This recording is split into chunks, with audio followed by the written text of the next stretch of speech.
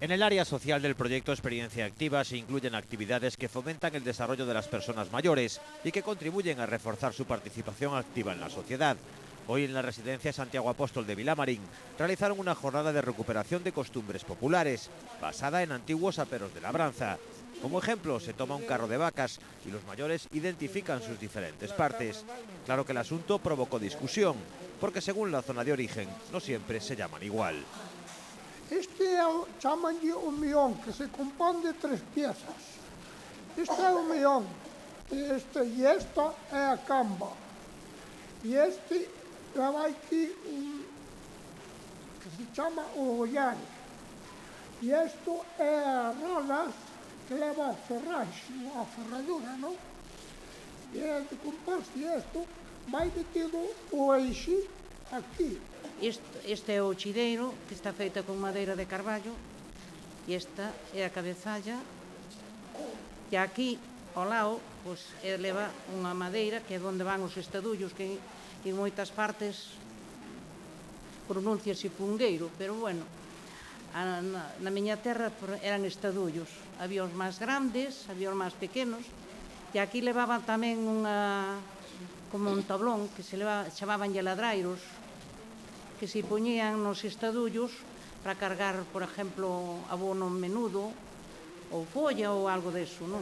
Pónselles un xugo así na cabeza con un mazo por baixo e despois pónselles unha molida que lle chamamos a piel dun perro. Vailles tapando así os ollos.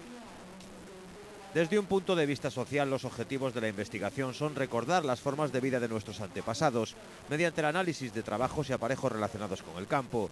Desde el punto de vista de los beneficios para los mayores, la preparación de esta jornada permitió aumentar el grado de cooperación entre usuarios y estimular su memoria a largo plazo. É unha actividade moi interesante desde varios puntos, non? Porque, por un lado, traballamos a estimulación cognitiva, sobre todo porque é unha actividade onde se traballa moito a memoria a largo plazo. Tamén traballamos outras áreas como a linguaxe. O que me parece incluso máis importante é que fomentamos a súa autonomía persoal, non? Reforzamos a súa autoestima, en definitiva, non? É un tema do que saben moitísimo, do que eles teñen moito que ensinar, e isto supón que eles se sintan importantes e sexan os verdadeiros protagonistas desta actividade. Esta actividad supone también que los mayores se convierten en protagonistas y relatan sus propias historias, con lo que se refuerza también su confianza personal y su estado de ánimo. Seguimos un pouco en esta línea de buscar lo que son aperos de labranza, o sea, o sacho, bueno, todas estas cosas que le tamén saben moitísimo. O que pasa que, bueno, fomos pouco a pouco centrándonos no carro, porque senón se nos desbordaba. Entonces, despois quedan os aperos de labranza, o que se traballaba nas terras, e, bueno, un pouco por aí que hai moitísimo material que traballar.